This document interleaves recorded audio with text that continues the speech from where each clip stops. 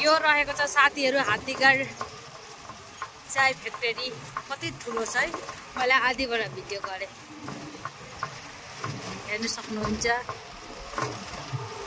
अनि हामी चाहिँ जाँदैछौँ अब साम्राङ। अनि यहाँ छ मेरो गाउँको भाइ सागर, हेलो भन्दैन। अनि दिदी यहाँ छ पछाडि, दिदी यहाँ छ। रान दिदी, दिदी हेलो भन्न, चुपा लगेर कि चिना पत्तै छैन दिदीलाई।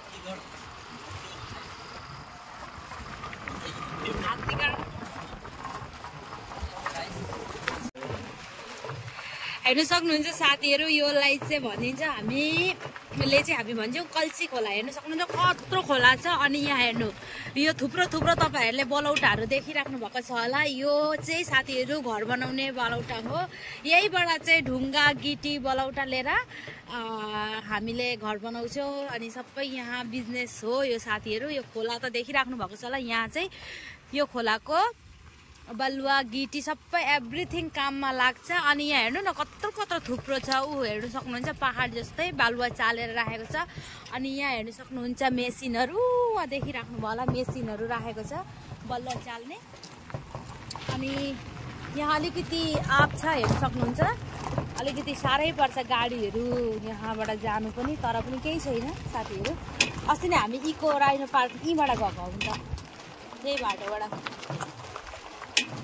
पानी पर्न आँटो ल, एउटा पानीको थोप्पा लाग्यो मलाई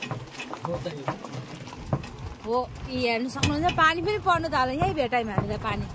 ल भरे घुरेर आउँदा त हामीलाई भिज्छ होला है, भिजाउँछौँ हामी। हेर्नु सक्नुहुन्छ साथीहरू, उहाँ हेर्नु बालुवा चाल्ने मेसिनहरू यी हो। यहाँ हेर्नु सक्नुहुन्छ, देख्नु पहाड जस्तै भएको छ। अनि यता पनि त्यस्तै मेसिनहरू छ, हेर्नु सक्नुहुन्छ यी। अनि यहीँबाट चाहिँ सबै हाम्रो जुन चाहिँ एरियामा होस् या अलिकति टाढो पनि यहीँबाट बालुवाहरू गिटी सबै किनेर लिएर जान्छन् है साथीहरू। यो चाहिँ एउटा बिजनेस पोइन्ट हो। अनि हेर्नु रास्ता चाहिँ कुछ यस्तो छ र हामी जाँदैछौँ दिदी भएकोमा, दिदीको घरमा। पानी पनि पानी पर्नु थाल्यो त, भरे आउँदा चाहिँ हामीलाई दिगदार नै हुन्छ होला है। घोडा सेतो घोडा, यी सेतो घोडा, यी सेतो घोडा। यो सेतो घोडासँग फोटो खिचौँ न, हान्दैन होला, हान्छ होला। योसँग फोटो खिचौँ न। सागर रोक न, यो कहिले जिन्दगीमा। हेर्नु सक्नुहुन्छ साथीहरू, हामी चाहिँ दिदीलाई पुऱ्याउनु आउँदै घोडा देखियो। यी रै पनि सेतो घोडा, हेर्नु सक्नुहुन्छ। सेतो घोडा त यसमै सुप मानि जान्छ र मलाई त बहुत मन पर्यो। हेर्नु सक्नुहुन्छ, वाउ घाँस खाएको बाबु, खाऊ। किनभने साथीहरू हाम्रो लागि स्पेसल, कारण हामी चाहिँ यस्तो घोडाहरू देखिँदैन हाम्रोतिर, छैन पनि। सो ल त बाई। अनि साथीहरू म चाहिँ अब जाँदैछु, दिदीहरू उहाँ पर्खिनु हुँदैछ। र सपनामा सेतो घोडालाई देख्यो भने सुप मानि जान्छ अरे, यसै पनि। By by.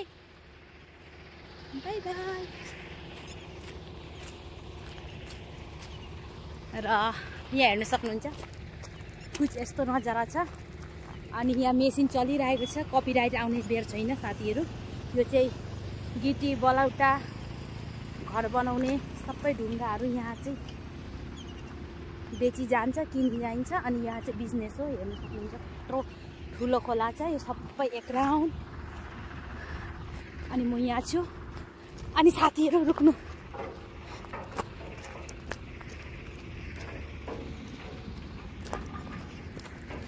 यहाँ चाहिँ हेर्नु सक्नुहुन्छ मेरो दिदीले के लगेको छ। दिदीको लागि डोको, यहाँ अनारसको पुली, फुलको पुलीहरू, यहाँ हेर्नु न बेलन्ची। हाई हेलो नमस्ते, welcome back to my YouTube channel. साथीहरू हजुर कस्तो हुनुहुन्छ? म आशा गर्छु कि हजुरहरू सधैँ जस्तै हुनुहुन्छ र साथीहरू अहिले चाहिँ फेरि हामी कहाँ जाँदैछौँ? यहाँ लेफ्ट। अनि साथीहरू हामी जाँदैछौँ अहिले मेरो दिदीलाई पुऱ्याउन दिदीको घर है त। ल बाटो पनि हेर्नु न बहुत बिग्रेको छ। अनि त्यही हो साथीहरू। अनि यहाँ हुनुहुन्छ मेरो दिदी बसिराख्नु भएको छ। अनि यहाँ मेरो गाउँकै भाइ हो सागर, हाई भन्दैन। अनि साथीहरू हामी चाहिँ अब जाँदैछौँ दिदीको घरमा। अनि तपाईँहरू मेरो भिडियोमा यसरी नै बनिराख्नुहोस्। अनि एउटा कुरो भन्छु, पानी पर्दैछ हेर्नु सक्नुहुन्छ अलिक लड्ने। यहाँ हेर्नु त बाटो कस्तो छ, ब्याट्री गाडी त लड्छ होला, डरै लाग्छ यार कसम। अनि पानी पर्न खोज्दैछ, अलिअलि झिक्कै पनि सक्यो, यहाँ हेर्नु सक्नुहुन्छ। अनि आज निकै धेरै ठुलो नै पानी पर्छ होला, हामी चाहिँ बिजोगमा हुन्छ नि लाग्छ। भगवानको कृपाले आउँदैन होला सायद भन्दैछौँ। अब आइहाल्यो भने चाहिँ बिजोग हुन्छ। नदी पनि बढ्छ होला, किनभने अघि देखिहाल्नु भयो तपाईँहरूले, नदी त्यत्रो ठुलो, त्यो बढो भने त दोलङ छैन है। त दोलङ खोज्नको लागि त हर्सिङ घुम्नुपर्छ। अनि त्यही हो, यहाँ हेर्नु न बाटो चाहिँ एकदम खराब रहेछ। मैले पनि यति याद गरिनँ अस्ति आउँदाखेरि। यहाँ हेर्नु त माझामा चाहिँ बहुत खराब छ, फेरि माझामा राम्रो छ है। यो चाहिँ हो काली खोला हो नि। यहाँ हेर्नु त बाटो कति खराब रहेछ माझामा। अस्ति चाहिँ अब ठुलो गाडीमा आउनै पर्यो, अनि यत्तिकै ध्यान भएन, किनभने त्यस्तो खराब देखिँदैन नि त। कहाँ छ त अनि यसमा अघिकोमा चाहिँ छैन, हामी आएन त्यो चाहिँ। यो खोलामा त दोलङ छ।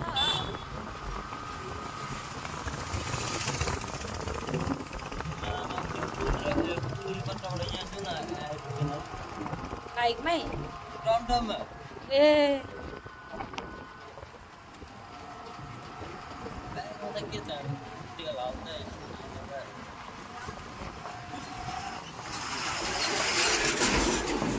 हेर्न सक्नुहुन्छ, यो रहेको छ काली खोला। यहाँ चाहिँ ब्ल्याक कलरको पानी आउँछ, हेर्नुहोस्।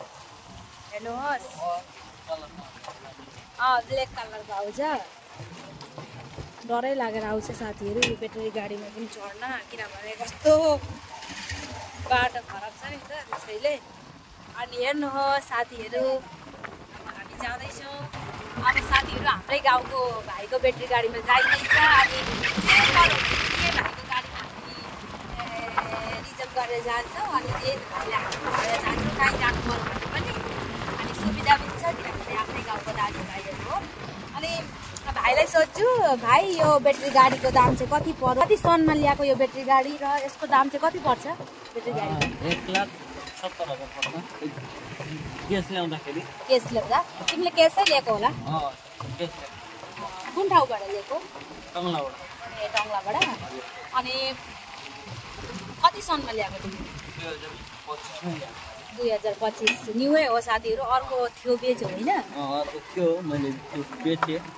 त्यसमा मतलब के भन्छ एउटा सुविधा थियो, त्यही भनेर त्यसलाई मैले बेचेर ल्याएँ। अब आफ्नै गाउँको दिदीबहिनी गाडीमा चढ्न सक्दैनन् भनेर मैले ल्याएँ गाडी। राम्रो खालको चाहिँ ल्याएँ। 6 गाडी त हाम्रो भिनाजुको पनि 6 गाडी।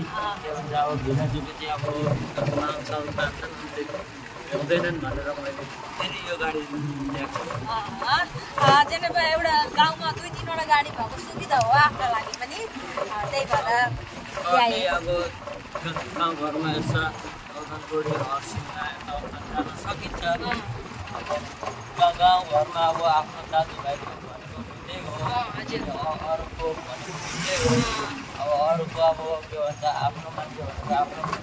हजुर। अब यसो अब सामनामा पुगेर आएर अब बाँकी भन्न पनि सकिन्छ। अन्त एउटा अब उनीहरूले त अर्को गाडी बनाउँदाखेरि त्यो बाँकी भन्न सकिँदैन। अब उसलाई अब रुपियाँ हुन्छ, जे गरेर पनि उसलाई दिन सकिन्छ। अब गाउँघरमा हो भने त अब सकिन्छ, यता भोलि दिन पनि भन्न सकिन्छ। त्यति भनेर म समाप्त गऱ्यौ तिम्रो यो वक्तव्य। हजुर यही हो साथीहरू, बहुत सुविधा छ। अनि यो भाइ चाहिँ हाम्रो लागि बहुत राम्रो एउटा मान्छे हो, पर्सन हो, किनभने यी चाहिँ बेसी ठुला होइन, हेर्दा चाहिँ ठुलो देखिन्छ होला साथीहरू। यस्तै भयो होला। यिनको उमेर कति वर्ष भयो भाइ तिमी? 2007 को हो साथीहरू, सोच्नुहोस् 7 को हो। र पनि यति कर्म कष्ट गर्छन् र उसलाई यो काम गर्नु पनि राम्रै लाग्छ र पढ्दै पनि छन्। कतिमा पढ्छ अहिले? क्लास 9। अनि साथीहरू यो भाइ चाहिँ बहुत बहुत कर्मी छ र सानो भए पनि बहुत माने यता पढ्दै पनि छ उता बिजनेसहरू पनि गर्छ बेटी गाडी पनि चलाउँछ घरको गुजारा गर्दैछ र सानैबाट यसले रेस्पोन्सिबिलिटी बुझेको छ अनि त्यही हो मान्छेलाई कर्म गर्नु छ भने कुनै समयले पनि रोक्दैन कुनै परिस्थिति नै रोक्दैन र यही हो लाज गर्नु भएन हिंसा मान्छेले गर्दै गर्छन् नराम्रो भन्दै गर्छन् त्यो नराम्रोलाई पनि एक्सेप्ट गरेर राम्रो राम्रो सुनेर गर्नुपर्छ यो भाइले चाहिँ त्यही गरौँ र मलाई त मनपर्छ किनभने बहुत यसले राम्रो काम गर्छ है साथीहरू मान्छेहरू चाहिँ भन्छन् कि पढ्नुपर्छ धेरै पढेर मात्रै पैसा कमाउनु सकिन्छ भनेर भन्छन् तर होइन साथीहरू पढ्नु पनि पर्छ र पढेर मात्रै सबै थोक हुँदैन पढेर मात्रै काम पनि गर्नुपर्छ पढ्नु पनि पर्छ के भन्छ जाते जस्तै कि अब अहिले अब बुढाबुढीहरूले आफ्नो नाम लेख्नको लागि हात काम्छन् हो त्यस्तो होइन जाते 10 क्लास पढेर पास गरेर मेट्रिक परीक्षा दिएर बस आफ्नो जस्तो कि अब घरमा जाते बाबुआमाले दुःख नपाउन् भनेर के भन्छ त्यो काम गर्नुपर्छ सबै थोक गर्नुपर्छ कोही पढ्न पनि पढ्नुपर्छ अब सरहरूले अहिले अब के भन्छ सरकारहरूले थुप्रो नियम नीति गरिदिएको छन् जाते तिमीहरू इङ्ग्लिस मिडियममा नपढेर इङ्ग्लिस मिडियममा पढ्ने पैसा छ भने तिमीहरूलाई म केही भन्दिनँ पढ तर के भन्छ सरकारी स्कुलमा पनि पढ तिमीहरूको जाति पैसा छैन भनेर अहिले सरकारले बहुत सुविधा दिएको छ अनि म चाहिँ साथीहरू तपाईँहरूलाई दिदीकै घरमा पुगेपछि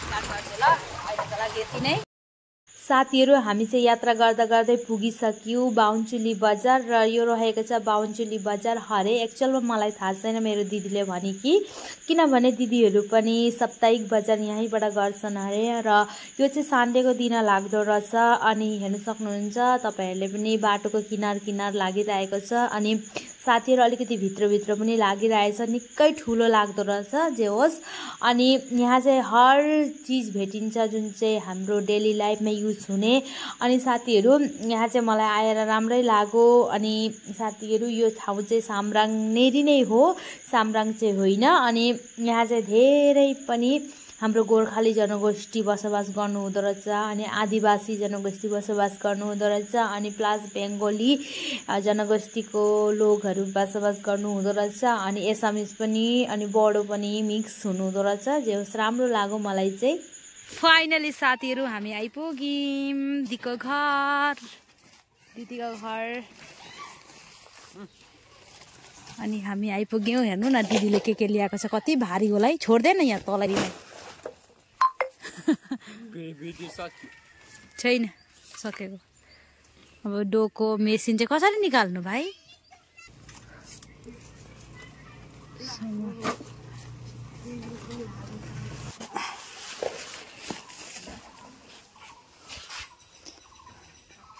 मेसिन चाहिँ 2 जनाले ल्याउनु पर्छ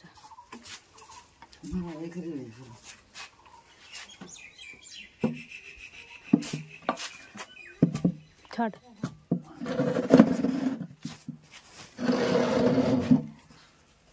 मिसिन घरको त गत्ती भएन छ हौ सागरले चाहिँ ल्याउँदैछ मेसिन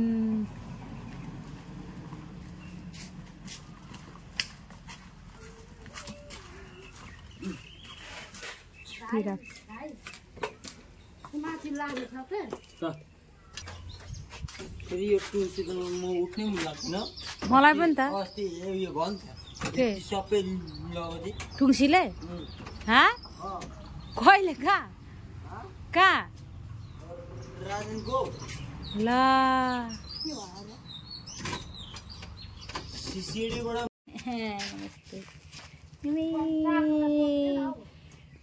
एउना अनि स्कुल आज सटर्डे नि स्कुल गएनौ नि भोलि पनि जान्नौ बिहुको छुट्टी दिएको छ अनि तिम्रो अनि तुम्बा आउनु भयो त माइली तुम्बा साथीहरू यो यी चाहिँ हो मेरो दिदीको बुइनी देउरानी बुइनीको छोरी राम्रै छौ अनि मम्मी कहाँ हुनुहुन्छ ए हो र पापा खानुपर्छ ल लो भाइ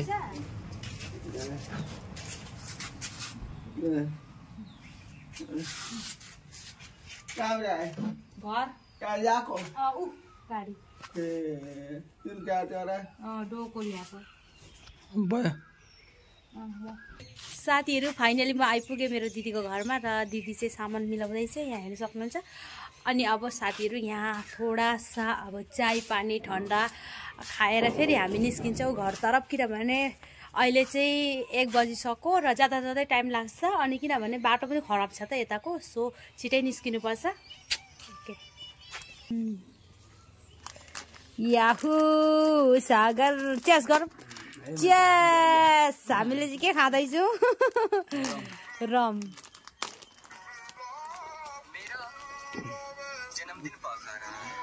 म चिया पकाइदिन्छु नि हुन्छ हुन्छ बस न अब एउटा दे न हो त्यो के गरेर खानु दे ल साथीहरू म चाहिँ निस्किसकेँ दिदीको घरबाट यहाँ हेर्न सक्नुहुन्छ बाई बाई